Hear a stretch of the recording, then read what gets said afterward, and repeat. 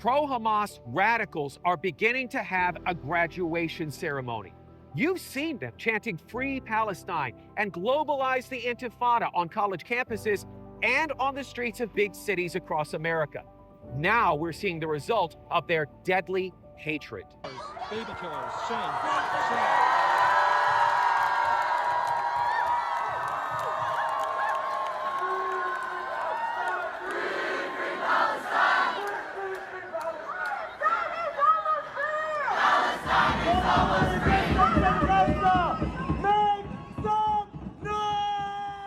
On Wednesday, police arrested 30-year-old Elias Rodriguez of Chicago for allegedly murdering two young staff members from the Israeli embassy leaving the Jewish Museum in Washington, D.C. Rodriguez shouted, "Free Palestine!" Free, free Palestine! Free, free Palestine! To the far-left deranged lunatics calling for the murder of Jews. What a free Palestine? Support Israel's effort to free Gaza from the death cult Hamas. The murdered couple has been identified as Yaron Lischinsky and Sarah Milgram. They were leaving a reception for young Jewish professionals hosted by the American Jewish Committee. They weren't soldiers, they were young people building their careers. Israel's ambassador to the U.S. says they were also making plans to build a life together. The couple that was gunned down tonight in the name of Free Palestine. It's a young couple about to be engaged. The young man purchased a ring this week with the intention of proposing to his girlfriend next week in Jerusalem. They were a beautiful couple. Dreams of marriage, serving their country, ended in seconds. Rodriguez didn't run. He didn't hide. He didn't show any remorse. This is what happens when a society normalizes hatred of Jews. This is what happens when, from the river to the sea, a chant to obliterate Israel is tolerated on college campuses. This is why Jewish students hide their Star of David necklace or anything that makes them appear Jewish because they feel unsafe. Where are the prominent liberal voices who love to lecture America about violent rhetoric?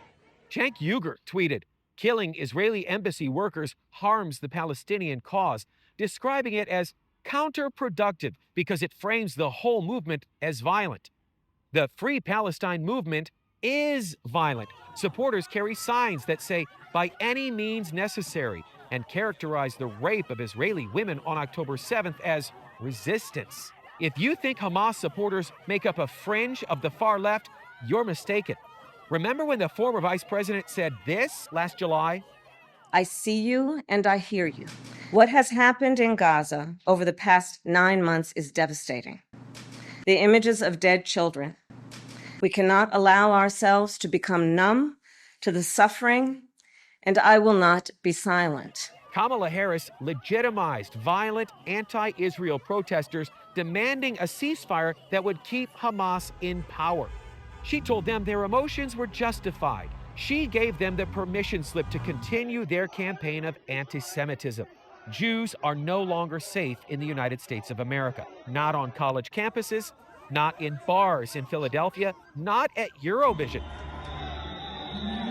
Not even walking out of a Jewish museum in the nation's capital. On his most recent post on X just 12 days ago, Yaron wrote, "We are deeply grateful for the historic alliance with our steadfast partner, the United States, and the great American people who have stood by our side. I look forward to working with this administration to bring about more security, freedom, and peace." Yaron and Sarah's mission is over. Now it's our responsibility to stand up against Jew hatred anywhere it happens and stand by Yaron's side, just like Yaron believed America would. From Israel, for the Real Life Network, I'm Daniel Cohen.